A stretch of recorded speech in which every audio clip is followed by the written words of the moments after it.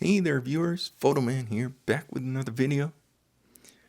This farm, located just east of the village of Carbon, was most likely constructed in the early 1920s, upon the arrival of the railway to this part of the province.